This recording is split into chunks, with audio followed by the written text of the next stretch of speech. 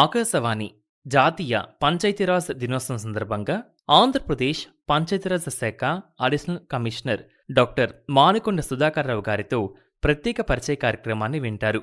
పరిచయం చేస్తున్నవారు రావుల సాయి గిరీష్.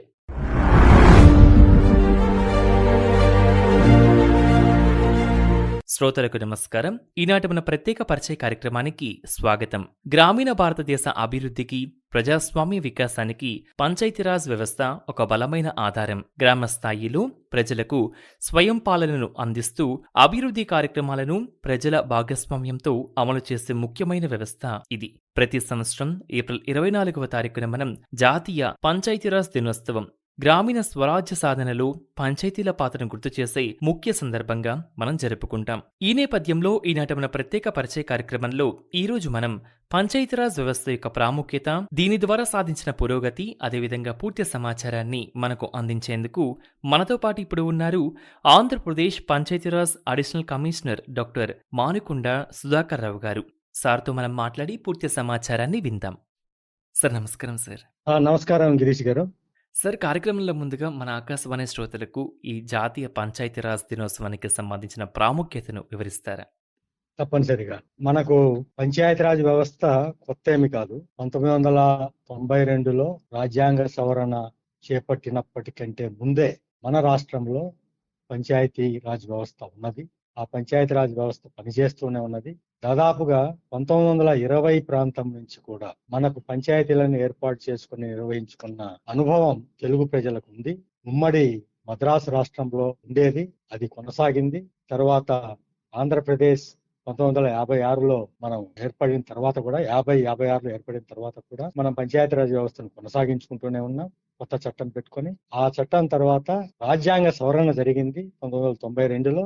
ఆ సవరణకు అనుగుణంగా మళ్ళీ మనం పంచాయతీరాజ్ చట్టాన్ని మార్చుకోవడం జరిగింది. సో ఇక్కడ ఒక ప్రధానమైన ఘట్టం ఏంటంటే, భారతదేశంలోనే పంచాయతీరాజ్ వ్యవస్థకు ఒక రాజ్యాంగపరమైన గుర్తింపు చక్కగా ఇవ్వడం, కొన్ని గతంలో లేని కొత్త ఫెసిలిటీస్ ను, కొత్త సదుపాయాలను పంచాయతీలకు కల్పించడం ఈ రాజ్యాంగ సవరణలో జరిగింది. కాబట్టి ఈ రాజ్యాంగ సవరణ ఒక ప్రత్యేకమైన మైలురాయిగా మనం తీసుకోవచ్చు. అయితే ఆంధ్రప్రదేశ్ రాష్ట్రానికి అప్పటికే పంచాయతీరాజ్ వ్యవస్థ ఉంది కాబట్టి ఈ మైలురాయి పెద్దగా మార్పు చేయలేకపోయింది. కానీ ఒక రాజ్యాంగ సుస్థిరతకి, పంచాయతీరాజ్ వ్యవస్థకు ఒక సుస్థిరత కల్పించడం కోసం ఈ రాజ్యాంగ సవరణ ఉపయోగపడింది. సో దాన్ని పురస్కరించుకొని ఇప్పుడు మనం ప్రతి సంవత్సరం ఏప్రిల్ 24వ తేదీన అమల్లోకి, ఏ రోజైతే ఈ చట్ట సవరణ అమల్లోకి వచ్చిందో, అమల్లోకి వచ్చిన నాటి నుంచి మనం దీన్ని అడాప్ట్ చేసుకోవడం జరిగింది. ఆ రోజును గుర్తించుకుంటూ ఈ రోజు మనం జాతీయ పంచాయతీరాజ్ దినోత్సవాన్ని దేశమంతటా, ఆ దేశమంతటా జరుపుకునే ఉత్సవంలో ఆంధ్రప్రదేశ్ రాష్ట్రం కూడా ఈ ఉత్సవాన్ని జరుపుకుంటుంది. సార్, మీరు చెప్పడం జరిగింది రాజ్యాంగ సవరణలు అనేటివి మనకు ఈ యొక్క పంచాయతీరాజ్ వ్యవస్థకు బలమైన పునాదులు వేశాయి అని చెప్పి. మరి సార్, మన యొక్క పంచాయతీరాజ్ వ్యవస్థకు బలమైన పునాదులు వేసిన రాజ్యాంగ సవరణలు ఏంటి? ఈ రాజ్యాంగానికి, భారతదేశ రాజ్యాంగానికి 73వ రాజ్యాంగ సవరణ చేయడం ద్వారా ఆ సవరణలో ఉన్న మార్పులను రాజ్యాంగంలో పార్ట్ 9 కింద దీన్ని పొందుపరచడం జరిగింది. ఈ పార్ట్ 9లో ది పంచాయత్స్ అనే ఒక హెడ్డింగ్ పెట్టి, పంచాయతీలు అనే ఒక హెడ్డింగ్ పెట్టి, అందులో 243వ అధికరణ కింద పంచాయతీలను చేర్చడం జరిగింది. ఈ 243వ అధికరణ, దీంట్లో కూడా 243 నుంచి 243 వరకు పంచాయతీరాజ్ సంస్థలకు సంబంధించిన అంశాలను పొందుపరచడం జరిగింది ఈ రాజ్యాంగంలో. తర్వాత వచ్చే 243 నుంచి జెడ్ వరకు మున్సిపాలిటీస్ కి సంబంధించి, అర్బన్ లోకల్ బాడీస్ కి సంబంధించిన ప్రొవిజన్స్ ను పొందుపరచడం జరిగింది. దాన్ని పార్ట్ 10 కింద దాన్ని టేకప్ చేశారు. మనదేమో పార్ట్ 9, పంచాయతీరాజ్ సంస్థలకేమో పార్ట్ 9. సో ఈ పార్ట్ 9 243వ రాజ్యాంగ అధికరణ ఆర్టికల్ 243 కింద మనం ఇందులో చాలా రాజ్యాంగ అంశాలను పొందుపరచడం జరిగింది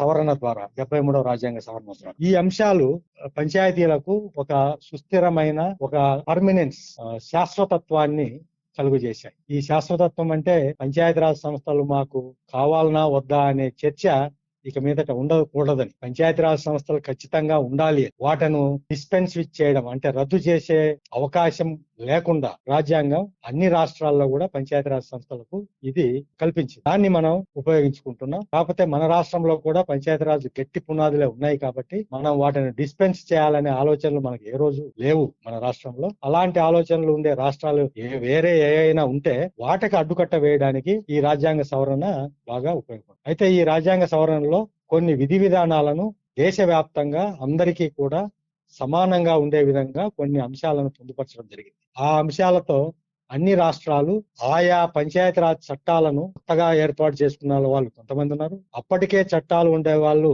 వాటిని సవరించుకోవడం కూడా జరిగింది. ఇది రాజ్యాంగంలో పొందుపరిచిన అంశాలకు అనుగుణంగా రాష్ట్ర చట్టాలను మార్చుకోవడం, లేకపోతే కొత్తగా రాష్ట్ర చట్టాలను ఏర్పాటు చేసుకోవడం అనేది జరిగింది. ఆ నేపథ్యంలోనే మన ఆంధ్రప్రదేశ్ రాష్ట్రంలో కూడా మనం ఆంధ్రప్రదేశ్ పంచాయతీరాజ్ చట్టం అని చెప్పి మూడు అంచెల పంచాయతీరాజ్కు సంబంధించి ఒకే ఒక చట్టాన్ని, ఒక యూనిఫైడ్ సింగిల్ చట్టాన్ని తీసుకొని రాగలిగింది. అది ఈ రోజు మనకు అమల్లో ఉంది. ఇది 1994 సంవత్సరంలో రాజ్యాంగ సవరణ మనము ఈ చట్టాన్ని మన రాష్ట్రంలో అమలు చేసుకొని దాన్ని ఈ రోజు పాటిస్తున్నాం. సార్, 73వ రాజ్యాంగ సవరణ ద్వారా ఏర్పడిన 3 స్థాయిల పంచాయతీరాజ్ వ్యవస్థ గురించి వివరిస్తారా? మనందరము చాలా సార్లు ఓట్లు వేసాం. ఆ ఓట్లు వేసినప్పుడు కేంద్ర ప్రభుత్వాన్ని ఎన్నుకోవడం కోసం లోక్సభ సభ్యుని కోసం ఒక ఓటు వేస్తాం 5 ఏళ్లకు ఒకసారి. అలాగే రాష్ట్ర ప్రభుత్వాన్ని ఎన్నుకునే నేపథ్యంలో రాష్ట్ర అసెంబ్లీకి ఒక ప్రతినిధిని పంపించాలని చెప్పి మనం ఒక ఎమ్మెల్యేకు, మెంబర్ ఆఫ్ లెజిస్లేటివ్ అసెంబ్లీకి ఒక ఓటు వేస్తాం, శాసనసభ సభ్యునికి. ఆ విధంగానే ఎట్లయితే మనము లోక్సభ సభ్యునికి, శాసనసభ సభ్యునికి ఓట్లేసి గెలిపిస్తున్నామో, ఎన్నుకుంటున్నామో, ఆ విధంగానే పంచాయతీరాజ్ సంస్థలకు ఎవరినైతే మనం ప్రతినిధులను ఎన్నుకోవాలనో వాళ్లకు కూడా ఓట్లు వేసి వాళ్ళను ఎన్నుకునే పరిస్థితి ఉంది. ఇలా ఓట్లు ద్వారా ఎన్నుకోవడానికి ప్రధానమైన కారణం ఏంటంటే వీటికి ప్రభుత్వాలు అనే ఒక గుర్తింపు ఇవ్వడం జరిగింది. కేంద్ర ప్రభుత్వానికి, రాష్ట్ర ప్రభుత్వానికి ఎలాగైతే ప్రభుత్వాలు అనే ఒక ట్యాగ్ ఉందో, ఒక గుర్తింపు ఉందో, ఆ విధంగానే ఈ పంచాయతీరాజ్ సంస్థలను కూడా స్థానిక ప్రభుత్వాలు అనే ఒక పేరు పెట్టి స్థానిక ప్రభుత్వాల కేటగిరీ కింద గ్రామ పంచాయతీలను గ్రామ స్థాయిలో, మండల స్థాయిలో అంటే బ్లాక్ స్థాయిలో మండల ప్రజా పరిషత్తులు, వాటిని మనం మండల పంచాయతీలు అని కూడా అంటాం. అలాగే జిల్లా స్థాయిలో జిల్లా పంచాయతీ అంటే జిల్లా ప్రజా పరిషత్ మండలి. వాటిని ఈ 3 స్థాయిలలో మనం స్థానిక ప్రభుత్వాలను ఏర్పాటు చేసుకున్నాం. ఈ స్థానిక ప్రభుత్వాలు పాత రోజుల్లో కూడా ఉన్నాయి, 1950s నుంచి కూడా ఉన్నాయి, మనకు 59 నుంచి ఉన్నాయి 3 అంచెలు. ఈవెన్ అంతకు ముందు జిల్లా బోర్డులు కూడా ఉండేటి. సో వాటన్నిటి స్థానంలో ఈ రోజు కొత్తగా మనం రాజ్యాంగం వచ్చిన తర్వాత, కొత్తగా రాజ్యాంగ సవరణ జరిగిన తర్వాత మనము మళ్ళీ కొత్త పంచాయతీరాజ్ చట్టాన్ని ఏర్పాటు చేసుకొని ఇప్పుడు ఏర్పాటు చేస్తున్న ఈ పంచాయతీరాజ్ సంస్థలు ఈ 1994 చట్టం ప్రకారం ఉండే విధంగా మనము నియమాలను ఏర్పాటు చేసుకున్నాం.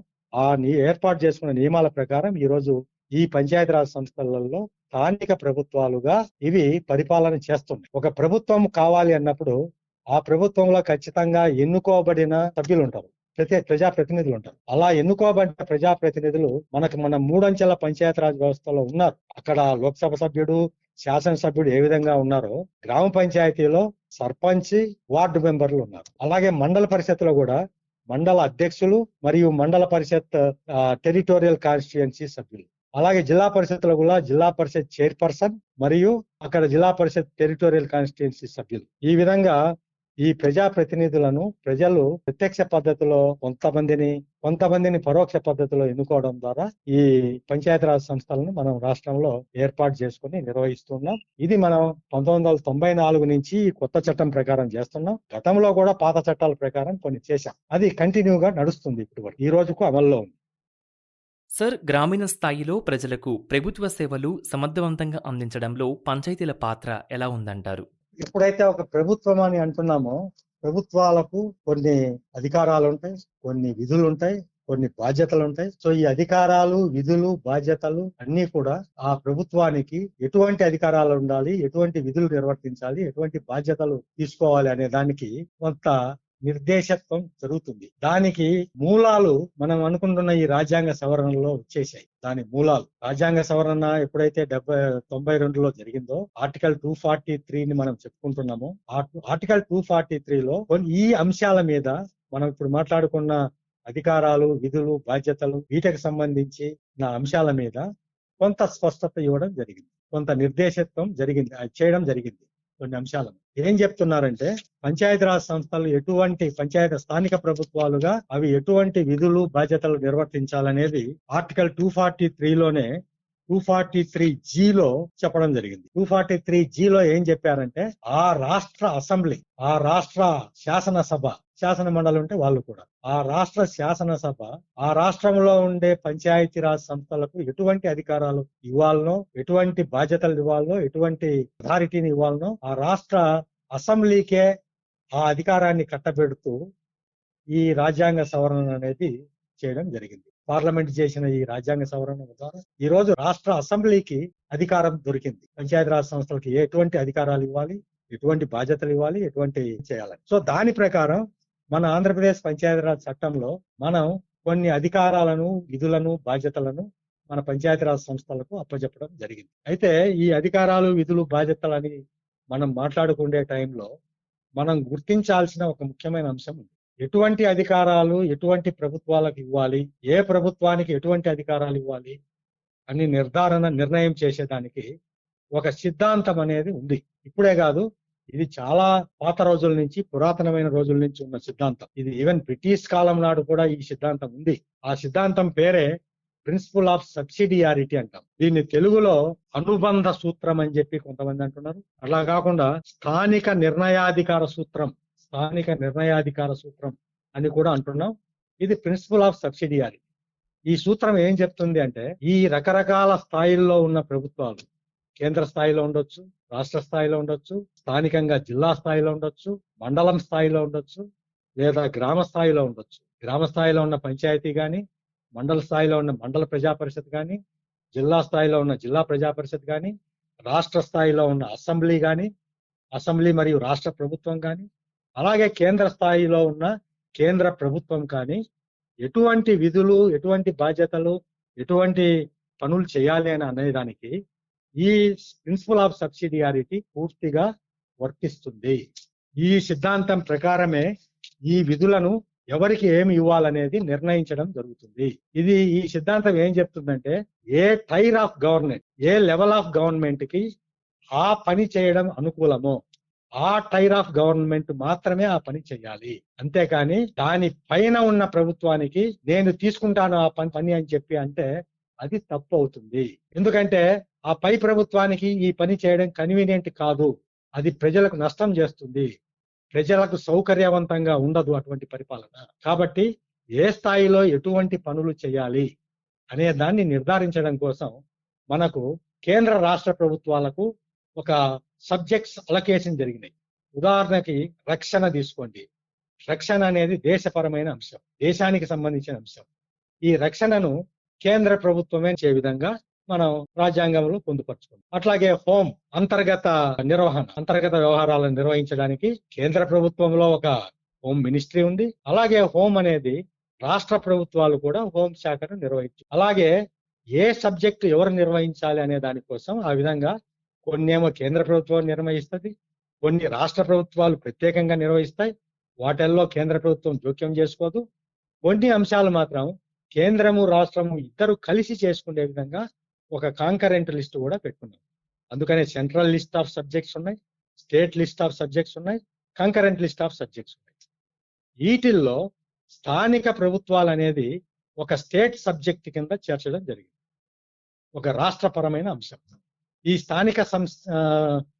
స్థానిక పరిపాలన అనేది రాష్ట్ర ప్రభుత్వానికి అందజేసిన ఒక సబ్జెక్ట్.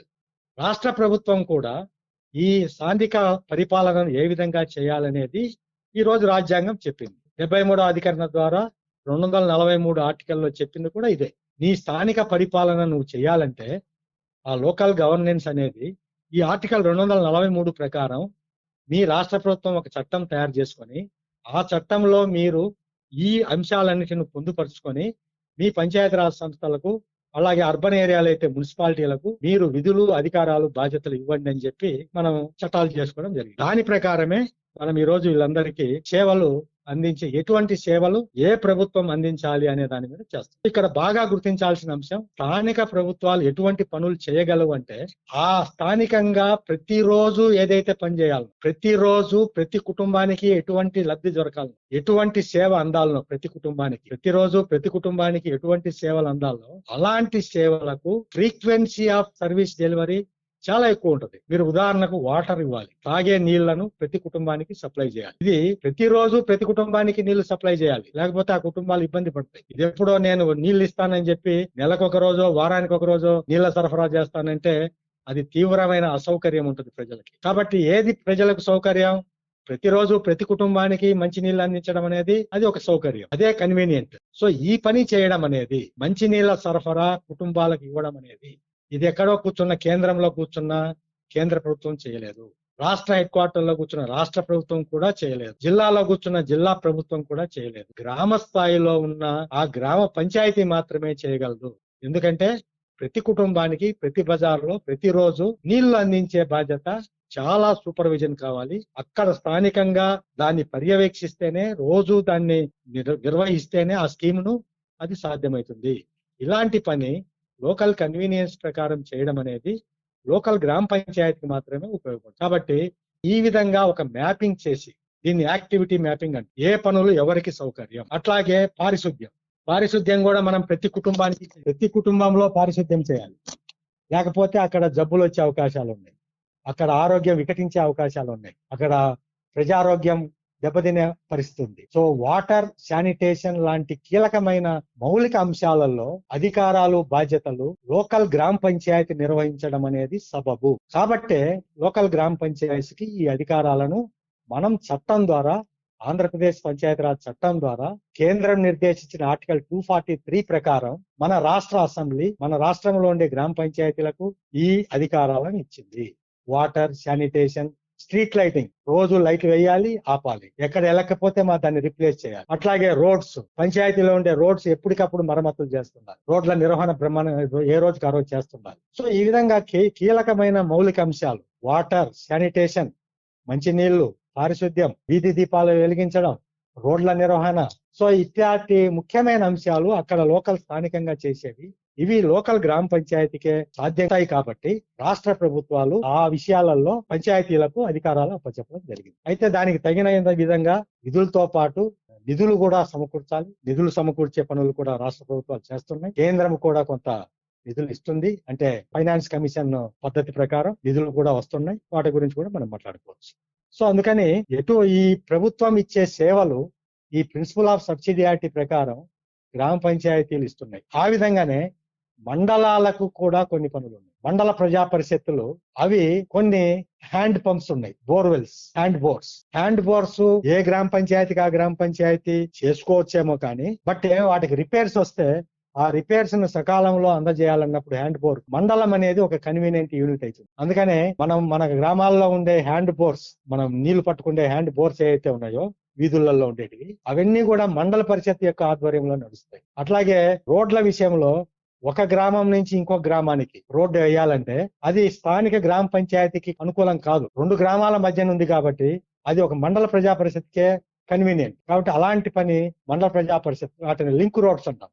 గ్రామాల మధ్య ఉండే రోడ్లు లింక్ రోడ్. ఆ లింక్ రోడ్ల నిర్వహణ అనేది, లింక్ రోడ్లను ఏర్పాటు చేసి నిర్వహించడం అనేది మండల ప్రజా. అలాగే జిల్లా స్థాయిలో జిల్లా ప్రజా పరిషత్తులు ఉన్నాయి. అవి ఇంకా పెద్ద రోడ్లు, అంటే మండలాల మధ్య రోడ్లు, పెద్ద రోడ్లు. ఆ పెద్ద రోడ్లను నిర్వహించడం అనేది జిల్లా ప్రజా పరిషత్. అలాగే జిల్లా ప్రజా పరిషత్ కి ప్రైమరీ స్కూల్ ఎడ్యుకేషన్ ఉంది, పాఠశాల విద్యలో కూడా ఉన్నత పాఠశాల జిల్లా పరిషత్ హై స్కూల్స్ అన్ని కూడా ఈ రోజు జిల్లా పరిషత్ నిర్వహిస్తుంది. అలాగే మండల ప్రజా పరిషత్ ప్రాథమిక విద్యను, ప్రైమరీ స్కూల్ ను నిర్వహిస్తుంది. ప్రాథమిక పాఠశాలలన్నీ మండల ప్రజా పరిషత్ కంట్రోల్లో ఉంటాయి, వాళ్ళ మేనేజ్మెంట్ లో ఉంటాయి. సో ఈ విధంగా ప్రజలకు అందుబాటులో ఏమేమైతే సదుపాయాలు ఇవ్వాల్సి వచ్చిందో ఆ సదుపాయాలన్నీ కూడా ఈ స్థానిక ప్రభుత్వాలకు అధికారాలు ఇచ్చి వాటి ద్వారా నిర్వహించడం కోసం ఈ రాజ్యాంగ సవరణను మనం ఏర్పాటు చేసుకున్నాం. ఆ రాజ్యాంగ సవరణను ఈ రోజు గుర్తు పెట్టుకుంటూ మనం ఈ రోజు ఏప్రిల్ 24వ తేదీన 73వ రాజ్యాంగ సవరణను గుర్తు చేసుకుంటూ మనం నేషనల్ పంచాయతీరాజ్ డేను జరుపుకుంటాం. సార్, మనం చూస్తూ ఉన్నాము మన ఆంధ్రప్రదేశ్ రాష్ట్రంలో పంచాయతీరాజ్ వ్యవస్థలో అనేక కార్యక్రమాలు జరుగుతూ ఉన్నాయి. పల్లె పండుగ, సో ఇటువంటివి, గ్రామ సభలు అని చెప్పి, సో వీటికి సంబంధించిన పూర్తి సమాచారం మన రాష్ట్రంలో గ్రామ పంచాయతీలు చాలా వరకు అనుభవం కలిగిన పంచాయతీ. అంటే మనము దాదాపు 1950s నుంచి 1950 నుంచి పంచాయతీ పరిపాలన నడుపుతున్న 75 ఏళ్ల అనుభవం ఉంది మన రాష్ట్రంలో. పంచాయతీ బోర్డుల దగ్గర నుంచి అందరికి అనుభవాలు స్థానిక ప్రభుత్వాల మీద. స్థానిక ప్రభుత్వాలు విధులు నిర్వహించేటప్పుడు ప్రజల అవసరాలను దృష్టిలో పెట్టుకొని అభివృద్ధి ఒకవైపు, సంక్షేమ కార్యక్రమాలు మరొక వైపు. అభివృద్ధి సంక్షేమ కార్యక్రమాలు అన్ని కూడా స్థానికంగా ఆ స్థానిక ప్రభుత్వాలు వాళ్ళ బాధ్యతతో చేస్తే ఉపయోగం అని చెప్పి ప్రభుత్వము మంచిగా చాలా చాలా పథకాలను వీళ్లకు అప్పచెప్పడం జరిగింది. అందులో మంచినీళ్ళ స్కీమ్స్ నిర్వహించడం, తర్వాత మనం అనుకున్నట్టు కొత్త రోడ్లు వేయడం, డ్రైన్స్ నిర్మించడం, సిమెంట్ రోడ్లు వేయడం, ఈ మధ్య కొన్ని మంచి డ్రైన్స్ నిర్వహించడం, ఎల్ఈడి వీడి దీపాలు తీసుకొచ్చి, ఇది వరకు మామూలు స్ట్రీట్ లైట్ ఉండేది, ఇప్పుడు ఎల్ఈడి తీసుకొచ్చారు. సో గ్రామాల్లో ఇది ఒకవైపు అయితే, రెండో వైపు లబ్ధిదారులకు ఉపయోగపడే, ఇంటింటికి ఉపయోగపడే పెన్షన్లు, తర్వాత ఆర్థిక అభివృద్ధి కోసం లోనింగ్ ప్రోగ్రామ్, దానికి బెనిఫిషరీస్ ని ఐడెంటిఫై చేయడం, వీటిల్లో పంచాయతీరాజ్ సంస్థలకి ఒక రోల్ ఇవ్వడం జరిగింది. ముఖ్యంగా ఈ లబ్ధిదారులను గుర్తించే విషయంలో ఈ పంచాయతీరాజ్ సంస్థలకు ఒక ప్రత్యేకమైన రోల్ ఇవ్వడం జరిగింది. అది ఎలా అంటే, గ్రామ సభను నిర్వహించి గ్రామ సభలో సరైన లబ్ధిదారులను గుర్తించడం కోసం గ్రామ సభను ఏర్పాటు చేసే అవకాశాన్ని మనం గ్రామ పంచాయతీకి ఇచ్చాం. గ్రామ పంచాయతీకి సర్పంచ్ ఆధ్వర్యంలో గ్రామ సభ జరిగితే అందులో లబ్ధిదారులను సరైన వాళ్ళను గుర్తించి ఆ గుర్తించిన లబ్ధిదారులకు మాత్రమే ఈ పథకాలను అమలు చేసే విధంగా ఏర్పాటు చేసుకుంటున్నాం. కాబట్టి గ్రామ సభ గ్రామ పంచాయతీ ఆధ్వర్యంలో నడుస్తుంది. అంతేకాకుండా గ్రామ పంచాయతీలు కూడా ఎప్పటికప్పుడు మీటింగులు పెట్టుకొని ప్రజలకు కావాల్సిన అవసరాల కోసం చర్చలు చేస్తూ పరిపాలనలో వాళ్ళు కూడా భాగస్వాములు అవుతున్నారు. సో ఇప్పుడు మనం ఈ మధ్య కాలంలో పల్లె పండగ అనే ఒక కార్యక్రమాన్ని తీసుకురావడం జరిగింది. అందులో వివిధ ప్రజల అవసరాలను ఒక మూసలోకి తెచ్చి వివిధ గ్రాంట్ల కింద ఉండే డబ్బులను కూడా అందులో కన్వర్జెన్స్ లో తీసుకొచ్చి ఆ పనులకు ఆ డబ్బులను అనుసంధానం చేసి ఆ పనులను ఒక కాన్సన్ట్రేటెడ్ అప్రోచ్ లో, ఒక ఫోకస్డ్ అప్రోచ్ లో నిర్వహించి పూర్తి చేయడం కోసం పెట్టుకున్న పల్లె పండుగ అనేది బాగా ఉపయోగపడింది. రాష్ట్ర ప్రభుత్వం కార్యక్రమాన్ని ప్రతిష్టాత్మకంగా తీసుకున్నది. దాంట్లో చాలా ప్రజా అవసరాలు తీర్చే దానికోసం చాలా వరకు కృషి చేయడం జరిగింది. అయితే అది నిరంతరంగా కొనసాగుతుంది, ఒక సంవత్సరంతో ఆగేది కాదు. ప్రతి సంవత్సరం అక్కడున్న ప్రజల అవసరాలను గుర్తించుకుంటూ వాళ్ళ ఆధ్వర్యంలోనే వాళ్ళకున్న నిధులను కరెక్ట్ గా సమన్వయం చేసుకుంటూ సరైన పద్ధతిలో ప్రగతిని సాధించడం కోసం తీసుకున్న కార్యక్రమాలు. సార్, రీసెంట్గా మనకి నేషనల్ లెవెల్లో కొన్ని పంచాయతీ అవార్డ్స్ రావడం జరిగింది కదా సార్. సో వాటికి సంబంధించిన వివరాలు. మన రాష్ట్ర ప్రభుత్వం పంచాయతీరాజ్ సంస్థలు నిర్వహించడంలో మనకున్న అనుభవంతో కానీ, లేకపోతే రాష్ట్ర ప్రభుత్వం ఇప్పుడు చేపడుతున్న మంచి మంచి విధానాల వల్ల కానీ, గ్రామ పంచాయతీల మీద మనకున్న ఫోకస్ వల్ల కానీ, కేంద్ర ప్రభుత్వం ఈ మధ్య కాలంలో కొన్ని అవార్డ్స్ ప్రదానం చేసినప్పుడు మన రాష్ట్రానికి దాదాపు 5 అవార్డ్స్ వచ్చినాయి కేంద్ర స్థాయిలో పంచాయతీలకు. 5 అవార్డ్స్ కూడా కొన్ని మనకు మౌలిక సదుపాయాలను కల్పించినందుకు గుడ్ గవర్నెన్స్ లో అవార్డు వచ్చింది. తర్వాత మనకు ఉమెన్ ఫ్రెండ్లీ, మహిళలకు ఫ్రెండ్లీగా ఉండే విధంగా ఏర్పాట్లు చేసినందుకు ఉమెన్ ఫ్రెండ్లీ అవార్డు వచ్చింది. సో ఇంకా ఓవరాల్ గా కూడా ఒక బ్లాక్ కు అవార్డు వచ్చింది, కుప్పం బ్లాక్. క్లెన్లీనెస్ మీద మనము పారిశుధ్యాన్ని ఇది చేసినందుకు కూడా కొన్ని చోట్ల మంచి ఫలితాలు వచ్చినాయి. దానికి ఓవరాల్ గా మనకు 5 రకాల అవార్డ్స్ ను కేంద్ర ప్రభుత్వం అనౌన్స్ చేసిన దాంట్లో వచ్చినాయి. మేబీ ఇంకా 1-2 కూడా మనకు అవకాశం వచ్చేటట్టుంది. ఎందుకంటే పన్నుల వసూలు విషయంలో పన్నులు పంచాయతీలు సక్రమంగా స్థానికంగా మొబిలైజ్ చేసుకొని ఆ స్థానిక అవసరాలు తీర్చుకునే దానికోసం మనం ఈ మధ్య కాలంలో 1000 కోట్ల టార్గెట్ ను రీచ్ అయ్యాం గ్రామ పంచాయతీలు. ఆ 1000 కోట్ల టార్గెట్ ను కూడా దృష్టిలో పెట్టుకొని ఐ థింక్ మన రాష్ట్ర ప్రభుత్వానికి ఈ పన్నుల వసూల విషయంలో కూడా ఒక అవార్డు వచ్చే అవకాశం త్వరలోనే ఉంది. అది ఇంకా అనౌన్స్ కాలేదు, త్వరలో వాటిని కూడా అనౌన్స్ చేసే అవకాశాలు ఉన్నాయి. సో అవార్డ్స్ అనేటివి మనకు ఇక మీదట కూడా మరిన్ని అవార్డులు సాధించడానికి అవకాశాలు ఉన్నాయి. సార్, కార్యక్రమంలో చివరిగా భవిష్యత్తులో పంచాయతీరాజ్ వ్యవస్థలో ఎలాంటి మార్పులు, అభివృద్ధిని మనం చూడవచ్చంటారు? సో ఇక్కడ కీలకమైన వ్యక్తులు పంచాయతీరాజ్ సంస్థలకి, ఆ సంస్థల్లో పనిచేసే ప్రతినిధులు, ప్రజాప్రతినిధులు మరియు ఉద్యోగులు. సో ప్రజాప్రతినిధులు మరియు ఉద్యోగులు ఇద్దరు సరైన అవగాహన కల్పించుకొని, సరైన అవగాహన కలిగి ఉండి ప్రజా సమస్యల మీద, ప్రజల అవసరాలను తీర్చేదాని కోసం ఉన్న నిబంధనలను, ఉన్న చట్ట నిబంధనలను, ఉన్న రూల్స్ ను కరెక్ట్ గా పాటిస్తూ సరైన కార్యక్రమాలను నిర్వహిస్తే ప్రజలకు మంచి సౌకర్యాలు దొరుకుతాయి. వాటర్ గానీ, శానిటేషన్ గానీ, ఇలాంటి విషయాల్లో ఎప్పుడైతే వాటర్ శానిటేషన్ బాగా ఇంప్రూవ్ అయింది, ప్రజల అనవసరమైన ఖర్చులు తగ్గుతాయి, అనారోగ్యం మీద పెట్టే ఖర్చు ప్రజలు ఆరోగ్యవంతంగా ఉంటారు. ఎప్పుడైతే ప్రజలు ఆరోగ్యవంతంగా ఉంటాయో వాళ్ళ పని దినాలు పెరుగుతాయి. పని దినాలు పెరిగినప్పుడు ప్రొడక్టివిటీ పెరుగుద్ది. రాష్ట్ర ఆర్థిక అభివృద్ధి కూడా చాలా వేగవంతంగా జరిగే అవకాశం. కాబట్టి ఇవన్నీ ఈ బెనిఫిట్స్ అన్ని ఉన్నాయి కాబట్టి వీటికి కీలకమైన అవకాశాలు, మౌలిక సదుపాయాలు కల్పించే స్థానిక ప్రభుత్వాలు వాటి మీద ప్రత్యేకమైన దృష్టి పెట్టాలి. పర్టికులర్ గా పంచాయతీల్లో పనిచేసే సర్పంచులు అంటే ప్రస్తుతం అయితే వాళ్ళ పదవీ కాలం ముగిసింది. మళ్ళీ ఎలక్షన్లు జరుగుతాయి. జరిగినప్పుడు సరి అయిన అభ్యర్థులు ఈ ఉత్సాహం కలిగి గ్రామంలో నేను సేవలు చేయాలి, ఇలాంటి మంచి పరిపాలన అందించాలి ప్రజలకు అనే ఉత్సాహం ఉండేవాళ్ళు ఈ చట్టాన్ని తెలుసుకోవాలి ముందే. చట్టం చదువుకుంటే తెలుస్తుంది, కొంత చర్చలు చేస్తే తెలుస్తుంది, కొంతమంది ఉద్యోగులతో మాట్లాడినా తెలుస్తుంది. ఉద్యోగులు కూడా వాళ్ళ నాలెడ్జ్ ని ఇంప్రూవ్ చేసుకోవాలి. సో ఉద్యోగులు మరియు ప్రజాప్రతినిధులు ఇద్దరు కలిసి ప్రజా అవసరాలు తీర్చే దానికోసం కృషి చేయాలి. దానికోసం రాజ్యాంగం మనం కల్పించిన ఈ 73వ రాజ్యాంగ సవరణ, అట్లాగే ఆంధ్రప్రదేశ్ పంచాయతీరాజ్ చట్టం ఎన్నో అవకాశాలను మనం ఈ సేవ చేసే దానికోసం గ్రామీణ ప్రజలకు దాదాపు మనం 70% ఉన్న గ్రామీణ ప్రజలకు సేవ చేసే దానికోసం ఇవి బాగా ఉపయోగపడతాయి. కాబట్టి ఈ అవకాశాన్ని రాష్ట్ర ప్రజలందరూ కూడా, ఔత్సాహికులందరూ కూడా ఉపయోగించుకోవాలి. ఈ ప్రజా సేవకు అందరూ చాలా ముందుకు రావాలి. దీని మీద ప్రత్యేకమైన దృష్టి పెట్టుకోవాలి అందరూ. సార్, ఈనాటి మన ప్రత్యేక పరిచయ కార్యక్రమంలో మీరు పాల్గొని ఇవాళ జాతీయ పంచాయతీరాజ్ దినోత్సవంకి సంబంధించిన పూర్తి సమాచారం మన ఆకాశవాణి శ్రోతలకు మీరు అందించినందుకు మీకు మరోసారి ధన్యవాదాలు సార్. ధన్యవాదాలు. నమస్కారం.